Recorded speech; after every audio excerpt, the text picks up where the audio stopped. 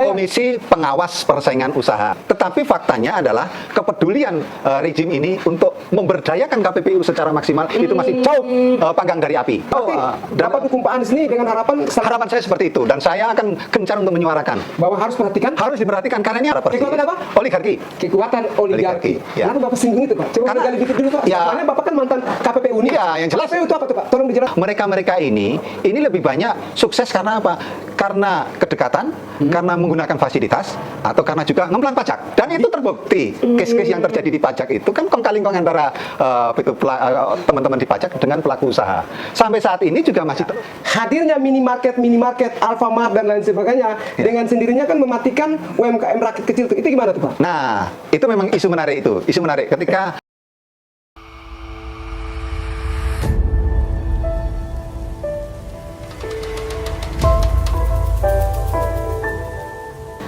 Assalamualaikum warahmatullahi wabarakatuh. Waalaikumsalam. Selamat malam. Hari ini kami dari Langkah Anies Channel akan mewawancarai salah satu senior alumni UGM. Kebetulan saya junior dan beliau senior. Dan menurut saya rekam jejak keren, top, mantap. Teman-teman, saksikan terus Langkah Anies Channel. Selamat malam, Pak. Selamat malam. Izin, Pak, bersama dengan Bapak siapa nih? Barit Effendi. Pak. Barit Effendi. Wow, namanya Iya. keren. Iya. Pak, Bapak alumni UGM ya? Iya. Wah, salam kagama. Saya juga alumni UGM, Bapak. Salam kembali. Ya. Angkatan tahun berapa, Pak? Saya masuk tahun 84. 84? Iya. Wah, saya belum Ya. lahir belum, Pak. Oh, belum. Wah. Ya. Makanya saya bilang saya senior itu. Senior, loh. ampun. Iya. Saya masih junior. Iya. Pak, kita ngobrolnya santai sambil Siap. ngopi. Saya dapat informasi Bapak dukung Anies ya? Iya. Serius? Serius itu loh. Dari wajah Ya. kelihatan Bapak Iya. nggak dukung Anies kok. Serius banget itu loh. Apa alasan Bapak dukung Anies? Oke. Pertama. Sebentar, Pak. Ya. Apa alasan alumni UGM tahun berapa, Pak? Lulus tahun 90. 90 dukung Bapak Anies Baswedan. Saya tahu Bapak Anies itu alumni UGM ya, Pak? Iya. Iya. Katanya pernah jadi ketua senat UGM? Iya. Pernah mendirikan BEM? Iya. Wow. Terus apa dasar Bapak mendukung Pak Anies nih? Pertama, bahwa beliau menggulirkan konsep perubahan. Konsep perubahan. Nah, dengan konsep perubahan ini jelas bahwa kehidupan tidak bisa stuck. Kita harus dinamis. Apa yang dirubah nih? Nah, saya melihat bahwa apa yang akan dirubah ini harus didukung dan digemakan oleh masyarakat. Saya sebagai anak bangsa merasa terpanggil untuk ikut dukung, untuk ikut nyengkuyung, untuk ikut kontribusi. Elemen-elemen apa yang seyogianya kita dorong untuk membuat perubahan. Di antaranya adalah karena saya mantan orang KPPU, Nah, saya tunggu, Pak. Ya. Bapak pernah di KPPU Pusat ya? Iya. Dapat informasi begitu? Iya, iya. Terus Bapak juga di Bea Cukai? Iya. Sebentar, itu kita tunggu dulu, itu Ya. di sesi berikut. Ya. Kita lanjut dulu, Pak. Ya, lanjut, Pak. Tadi Bapak mendukung Pak Anies itu karena perubahan. Bapak sudah lama di Jakarta berarti? Sejak tahun 90. Sejak tahun 90 tinggal di Jakarta. Iya. Terus mendukung Pak Anies karena akan ada perubahan. Iya. Selama ia jadi gubernur DKI Jakarta, gimana tuh? Perubahan apa yang dirubah? Banyak. Apa tuh? Coba sebut salah satu. Sebut Pak. di antaranya adalah keharmonisan dalam keragaman agama. Lebih spesifiknya apa, Pak? Lebih spesifiknya beliau sangat toleran dengan ya, sangat toleran dengan non muslim. Ini satu bukti bahwa beliau ini sebagai pimpinan benar-benar menjaga ya keharmonisan dan kerukunan dalam kehidupan beragama. Itu ciri khas seorang pemimpin yang pluralistik, yang dia benar-benar bisa ngayomi seluruh elemen. Jangan-jangan Bapak karena alumni UGM senior dukung Pak Anies karena alumni UGM juga, atau gimana nih? Ada juga yang lainnya UGM sama juga? sekali bukan. Bukan, karena saya melihatnya adalah bahwa beliau lahir sebagai tokoh. Saya menganalogikan juga dengan Kelor, kehebatan Kelor ini. Oh gitu ya. Iya. Jadi setelah nanti Bapak akan usulkan ke Pak Anies juga Iya. bahwa inilah satu gerakan perubahan. Iya, gitu. kenapa saya mengatakan Kelor? Beliau adalah seorang kesatria. Yang membuat saya itu tertarik, beliau seorang kesatria yang kebetulan dia juga orang ekonom. Orang ekonomi. Seorang ekonom karena lulusan dari Fakultas Ekonomi UGM ya. Beliau juga seorang yang elegan. Saya melihat sendiri elegansi beliau itu, sederhana dan lain sebagainya. Terus kemudian beliau juga lugas, ya kan, tidak bertele-tele, dan beliau tidak bisa terbantahkan seorang orator yang orasinya itu benar-benar berbobot. Coba kalau sandingkan dengan yang lain. Saya tidak mau untuk mendiskreditkan, Awas tetapi loh. Bapak kita yang jadi presiden itu Iya. kan alumni UGM, jangan sampai dia marah. Iya, silakan. Tapi saya kan sebagai alumni UGM punya hak. Saya waktu itu di awal tertarik karena beliau mengangkat yang namanya nawacita. Nawacita. Nah, tapi dalam prakteknya, entah itu kekuatan-kekuatan oligarki atau apa, saya tidak tahu secara persis. Kekuatan apa? Oligarki. Kekuatan oligarki. Ya. Kenapa Bapak singgung itu, Pak? Coba Karena- gali dikit dulu, Pak. Ya. Soalnya Bapak kan mantan KPPU nih. Iya, yang jelas. KPPU itu apa tuh, Pak? Tolong dijelaskan supaya Komisi Pengawas Persaingan Usaha. persaingan. Usaha. Berarti selama masa kepemimpinan presiden ini ada tidak terjadi persaingan usaha? Yang menurut Bapak kurang bagus. Ya, yang saya lihat adalah dari sisi historical.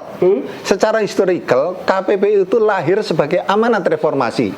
Dia sebagai pengawal pelaksanaan demokrasi di bidang ekonomi. Ingat itu. Tetapi faktanya adalah sampai saat ini di era Pak Jokowi pun kepedulian rejim ini untuk memberdayakan KPPU secara maksimal itu masih jauh panggang dari api. Ingat, kepedulian pemerintahan kepada KPPU itu masih kurang baik ya? Iya, masih jauh. Berarti Bapak dukung Pak Anies ini dengan harapan harapan saya seperti itu, dan saya akan gencar untuk menyuarakan. bahwa harus perhatikan Harus diperhatikan karena ini amanat reformasi. perhatikan ke persaingan usaha begitu, Iya, Pak? iya. Kenapa nih persaingan usaha? Kok seksi banget gitu? Nah, persaingan usaha ini adalah merupakan pilar untuk menciptakan negara yang maju. Itu harus benar-benar persaingan usaha itu berjalan secara sehat, karena dengan bersaing itulah efisiensi akan terjadi, dan dengan efisiensi itulah maka dia akan menjadi pemenang dalam pertarungan baik di dalam negeri maupun di kancah luar negeri. Negara yang maju adalah negara yang persaingannya benar-benar berjalan secara sehat. Secara sehat, Iya. artinya tidak ada persaingan kiri dan kanan, Iya. tapi secara bergandengan tangan begitu. Iya.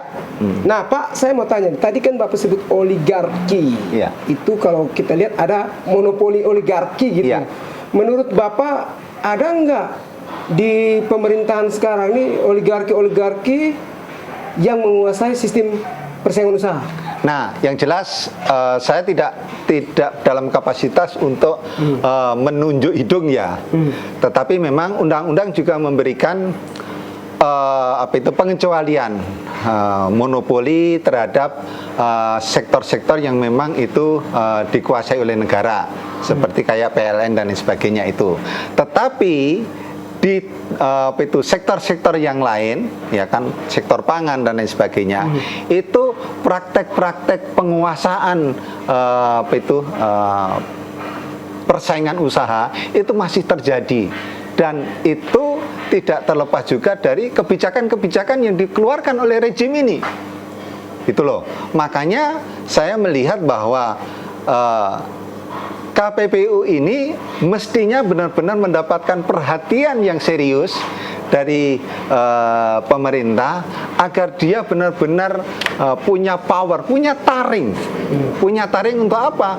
Untuk menyuarakan, menciptakan suasana persaingan yang menjadi sehat, sehingga perekonomian ini bisa Berjalan dengan baik. dengan baik. Boleh saya singgung satu Gimana, hal? Pak? 7 triliun ya.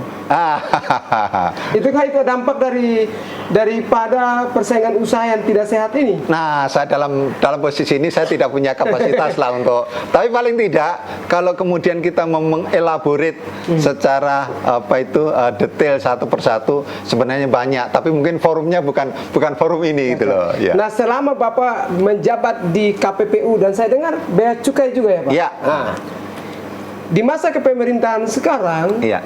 gimana tuh persaingan usaha itu pro rakyat atau memihak kepada oligarki yang tadi Bapak bilang? Oke. Prakteknya adalah kalau di bea cukai saya era Jokowi kan saya sudah melimpah ke KPPU ya. Jadi itu sudah nggak relevan lagi saya angkat di sini. Tapi di era Jokowi saya memang sudah intens di KPPU. Yang saya lihat adalah berapa tahun tuh Pak? Saya melimpah itu 2012 Jokowi 2012, ya. Sebelum Jokowi ya. Jokowi mau naik jadi gubernur itu pas saya posisinya sudah di KPPU. Tuh kan. Terus kemudian apa yang terjadi selama saya di KPPU ini memang setiap minggu kami ikut di dalam namanya Rapim, rapat pimpinan ya. Mendengar sendiri isu-isu yang berkembang dalam konteks persaingan usaha.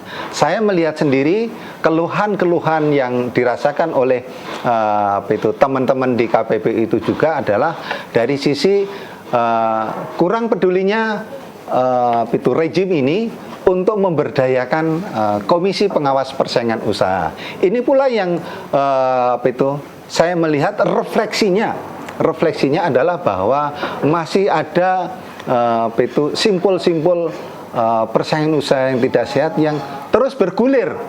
Yang ini juga yang Pak, ini kan UMKM masuk dalam hal itu juga nggak Pak? UMKM kan itu lebih ke grassroots. Ya, UMKM itu wilayahnya di Kementerian Koperasi ya. Salah satu contoh ya. Hadirnya minimarket, Alfamart dan lain sebagainya dengan sendirinya kan mematikan UMKM rakyat kecil tuh. Itu gimana tuh Pak? Nah, itu memang isu menarik itu. Isu menarik ketika di dalam rapat di internal KPPU itu juga beberapa kali muncul karena apa? Itu bagian dari membunuh ya. Membunuh ekonomi rakyat ya. Tetapi kembali lagi ya itu adalah kebijakan dari kementerian terkait ya wilayah KPPU. KPPU itu saya katakan kenapa tadi saya katakan mandul tidak berdaya karena apa? Kewenangan yang dimiliki oleh KPPU itu hanya memberikan saran dan pertimbangan kepada pemerintah. Nah, sementara pemerintah sendiri ya suka-suka pemerintah mau ditindaklanjuti atau tidak. Tetapi saya melihat bahwa ini satu bukti kurang keberpihakannya rejim ini terhadap persaingan usaha. Persaingan usaha itu sebenarnya lebih fokus ke rakyat atau lebih fokus ke mana nih Pak? Kalau secara filosofis sebenarnya amanat KPPU, amanat Undang-Undang 5 tahun 99 itu adalah memberikan kesempatan berusaha kepada semua pelaku usaha. Semua pelaku usaha termasuk UMKM. Sehingga dengan demikian bahwa di dalam membuat kebijakan itu harus memperhatikan keberpihakan kepada masyarakat atau pelaku usaha yang ini. Selama Bapak di KPPU, pernah tidak menyarankan kepada pemerintah yang pro kepada rakyat, lalu pemerintah itu sendiri tidak menyetujui atau tidak meresponnya, bagaimana tuh? Saya tidak mau tunjuk hidung ya, saya jelas ini bukan forumnya itu. Tetapi saya melihat, mendengar dan mencium aroma itu, keluhan-keluhan dari teman-teman juga bahwa salah satu yang menjadi kendala kurang powerfulnya KPPU itu karena apa? Karena kewenangan yang dimiliki itu pertama hanya sebatas memberikan saran dan pertimbangan. Yang kedua juga KPPU tidak mempunyai kewenangan seperti KPK untuk OTT, ya kan? Nah, ini yang menjadi celah karena kemandulan dari KPPU ini. Sehingga saya mau mengatakan bahwa amanat reformasi ini apakah sekedar sebagai lip service atau benar-benar dijadikan sebagai pilar untuk mengawal demokrasi ekonomi sebagaimana amanat reformasi itu sendiri. Ini yang menjadi big question saya, yang dengan ada kehadirannya koalisi perubahan ini, saya ingin mengangkat ini, ingin menyuarakan. Iya, ini mau dibawa kemana ini? Khususnya yang di mana sesuai undang-undang yang Bapak sebutkan itu, yang pelaku usaha itu bisa mendapatkan hak yang sama tanpa memandang bahwa ini oligarki yang menguasai semua sektor usaha. Kalau ini semua bisa disetting secara proporsional, saya meyakini bahwa perekonomian ini akan tumbuh menjadi lebih subur lagi. Menurut Bapak, selama Bapak jadi KPPU itu, di KPPU, persaing ekonominya tumbuhnya gimana nih? Pertumbuhan ekonomi di masa kepemerintahan Presiden sekarang nih? Saya meyakini dan melihat sendiri bahwa sampai saat ini itu juga perekonomian kita ini, bagi saya ya, sebagai anak bangsa ini, saya memposisikan sebagai anak bangsa, saya masih merasa belum puas. Belum puas karena apa? Karena apa? Karena dari sisi pelaku usaha banyak didominasi oleh para istilahnya lingkaran yang atas. Yang pertama itu ya. Yang kedua adalah bahwa mereka ini lebih banyak sukses karena apa?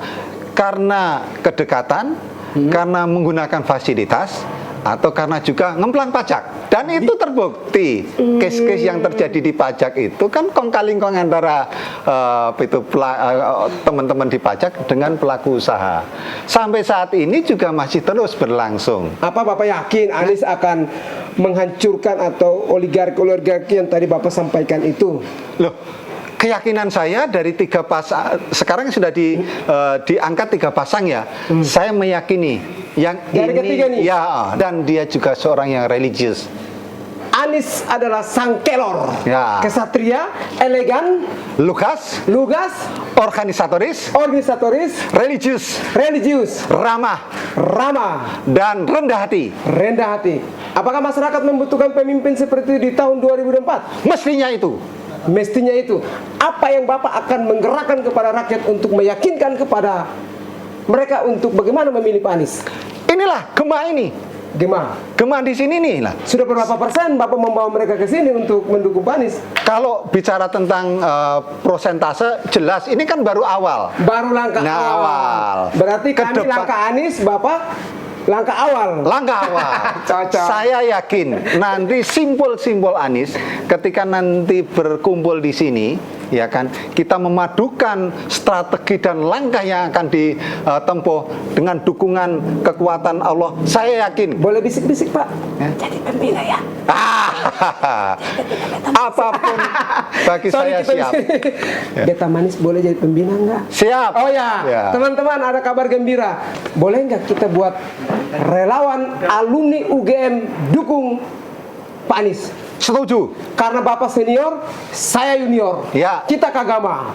Kita alumni UGM. Siap dukung? Siap. Dukung Pak Anies? Siap menang Pak Anies? Siap. Serius. Dari muka nggak kelihatan. Serius sekali itu loh. Oke lah. Baik. Boleh closing statement Pak? Closing statementnya saya adalah bahwa kita tidak bisa berdiam diri. Negari ini terus bergulir, ya kan, sehingga perubahan itu harus kita bikin bersama. Oleh karena itu, koalisi perubahan ini merupakan sebuah kendaraan yang mestinya banyak dilirik oleh masyarakat ini. Masyarakat mestinya harus benar-benar menjadikan momentum 2024 ini untuk benar-benar mewujudkan yang namanya perubahan itu sendiri. Itu saja. Baik. Kesimpulan dari kami, tim Langkah Anies Channel adalah jangan berdiam diri. Apabila kita peduli dengan pembangunan khususnya yang ditujukan kepada rakyat kecil, maka mari kita sama-sama dukung siapa? Anies Baswedan. Yang kedua, perubahan itu akan ada apabila dikerjakan secara bersama-sama. bersama Langkah Anies Channel. Jangan lupa like serta nonton, subscribe, share. Sekian dan terima kasih. Saya Fritz Salorboy. Oh ya Pak, Ya. saya tunggu. Oh ya, saya dengan teman-teman termasuk Langkah Anies Channel Ya. menunggu Bapak dan rekan-rekan alumni UGM deklarasi Siap. di Jakarta. DKI, ya. Siap? Siap. Kapan nih Pak? Ya, sesegera mungkin saya akan berkoordinasi dengan teman-teman dekat saya. Terus terang kan begitu, yang teman-teman dekat Cukup. dulu. Baik, jadi Pak Gri ya Pak siapa lupa Pak? Barit.